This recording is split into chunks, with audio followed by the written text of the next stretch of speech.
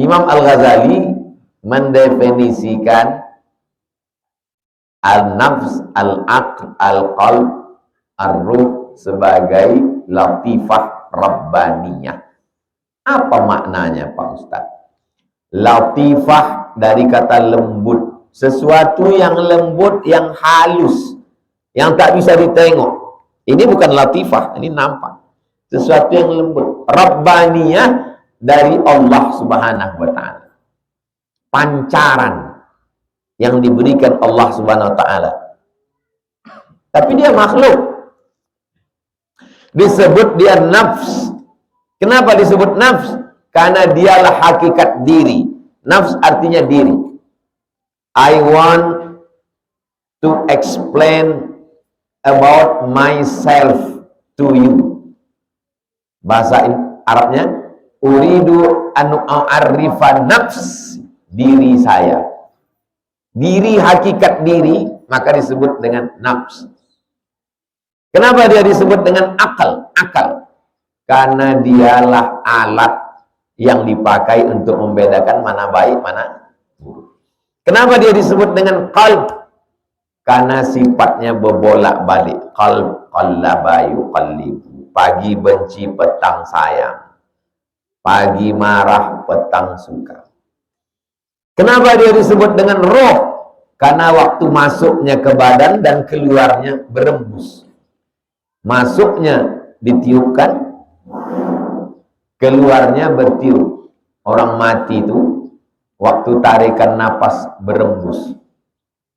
Napas kita ini dua, sekali tarik, sekali buang. Ada masanya nanti waktu antum hembus tak menarik lagi dia. Habis hembus tuh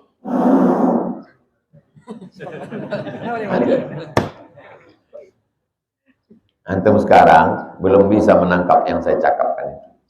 Karena umur masih 20-30. Nanti setelah 40 hampir 50, cobalah kalian main bola. Ada kalanya napas tuh udah berembus tak bisa ditarik lagi. Nah, itulah yang mati pas sedang main bola. Waktu naik kami ke Jabal Nur pas umroh naik. Saya tanya lah yang sebaya-sebaya, "Gimana rasanya?" "Macam sejengkal lomo." "Sejengkal lomo." Sampai ke situ. Pendek napas itu rasanya. Maka banyak orang meninggal sedang treadmill, sedang maraton, sedang main bola. Jangan gara-gara ini antum tak olahraga. Jadi kita jogging pagi ini, tak usah mati aja gitu. Disebut dia latifah karena dia sesuatu yang halus. Disebut dia rabbaniyah karena dia pemberian dari Allah Subhanahu wa ta'ala. Dalam teori filsafat disebut dengan emanasi. Emanasi artinya pancaran dari Tuhan masuk ke dalam badannya. Tapi jangan nanti mengaku Tuhan. Saya ini adalah pancaran dari Tuhan. Tuhan itu memancar lalu masuk ke badan saya, maka saya pun Tuhan. Nah, itulah akal pokok pangkal orang yang tak bisa membedakan mana khalik, mana makhluk, akhirnya tak sembahyang. Gara-gara mengkaji itu. Jangan itu kenapa tak sembahyang? Karena dia adalah pancaran Tuhan. Kalau pancaran Tuhan berarti Tuhan. Tuhan tak mungkin menyembah Tuhan. Nah, ini sesat ini. Gara-gara inilah maka sebagian orang mengharamkan ngaji filsafat. Menganggap pancaran Tuhan. Serba Tuhan. Alam ini berasal dari Tuhan. Semuanya adalah Tuhan. Kulihat pokok kayu, aku melihat Tuhan. Mabuk Tuhan. Sampai akhirnya mengaku diri Tuhan dan tak mau sembahyang. Datang ke UIN. Mau berjumpa sama Ustadz Somad. Mau berdebat.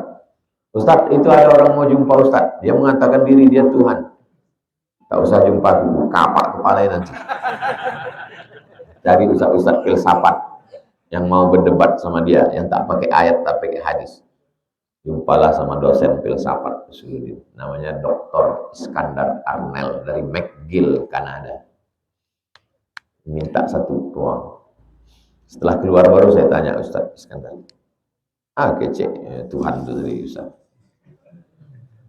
Saya tanya ke Ustaz Iskandar. Jadi Bapak ngaku Tuhan? Iya, saya Tuhan. Kenapa Bapak ngaku Tuhan? Karena saya pancaran dari Tuhan. Kalau keluar dari Tuhan, berarti Tuhan. Oh. Jadi yang keluar dari Tuhan, Tuhan. Iya. Berarti yang keluar dari Bapak pun adalah Tuhan. Iya. Bapak berak pagi tadi. Iya, berak Bapak Tuhan. Jadi yang bunga.